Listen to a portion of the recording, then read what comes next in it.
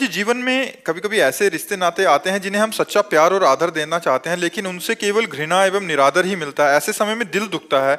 हम अपने मन को शांत उस समय कैसे रखें? हाँ, भगवान का स्मरण करके, भगवान का स्मरण करके, क्योंकि यहाँ कोई सच्चे हृदय से प्यार करना नहीं चाहता। यहाँ सब जगह स्वार्थ, छल, कपट, अपनी कामना की पूर्ति।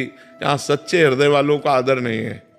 सच्चाई से चलने वालों का आदर कम है समाज में।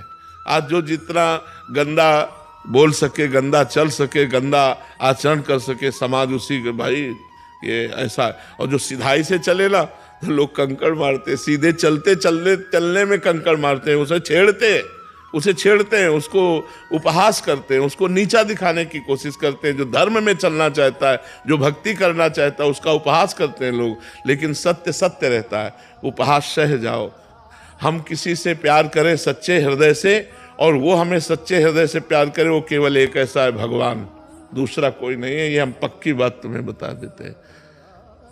छल कपट का प्रेम तो हमने देखा है, लेकिन सच्चा प्रेम नहीं देखा। महाराज जी, आप तो सबके हृदय की बात जानते हैं, तो क्या जो अधर्म आचरण कर रहा है वो अंदर से शांत है क्या? नहीं, बिल्कुल अंदर की बात तो महाराज जी अंदर आप ही पकड़ पाएंगे। अंदर से अशांत और भयभीत।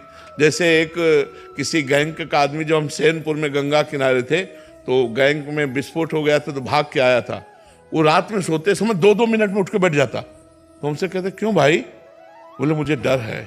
तो जो दूसरों की हत्या किए हुए, जो पाप किए हुए, वो चैन से सो नहीं सकते, चैन से खा नहीं सकते, उस मतलब चैन से 1 मिनट नहीं रह सकते। केवल बाहरी रुआब तुम्हें दिखाई देती कि लांग बूट पहरे, राइफल लिए और बड़ा ऐसा। फायदा क्या हुआ महाराज? तो बस यही तो जीव का भ्रम है, यही जीव का भ्रम है। वो फायदे के लिए अगर समझे तो भगवान का मार्ग है। ये तो अच्छे, यही रोड के किनारे पड़े हैं, ये क्योंकि वो अधर्म नहीं कर रहे हैं ना, इसलिए वो रोड के किनारे चैन से सो रहे हैं। और वो गद्दा में भी बैठकर चैन से नहीं सो पा रहा था, 2-2 मिनट में उठ के बैठ जाता। कोई आया क्या, कोई मेरे विषय में पूछा क्या? वो एकदम घबरा रहा था और राइफल बगल में रखे हुए भयभीत है, अशांत है, चित्त बेचैन है। पाप करने वाला कभी शांत नहीं हो सकता। अशांत, चिंता, शोक, भय, उद्वेग, ये उसको प्राप्त होते हैं। पर उसको दूसरा रास्ता मालूम नहीं, इसलिए उसी रास्ते पे बढ़ता चला जाता है, उसी रास्ते पे बढ़ता जाता है। क्योंकि कहीं से धन मार लिया तो है, तो भयभीत है। मर्जी समझ आ रही है कि कोई सरकारी उसमें भी है, अगर उसने 5 लाख की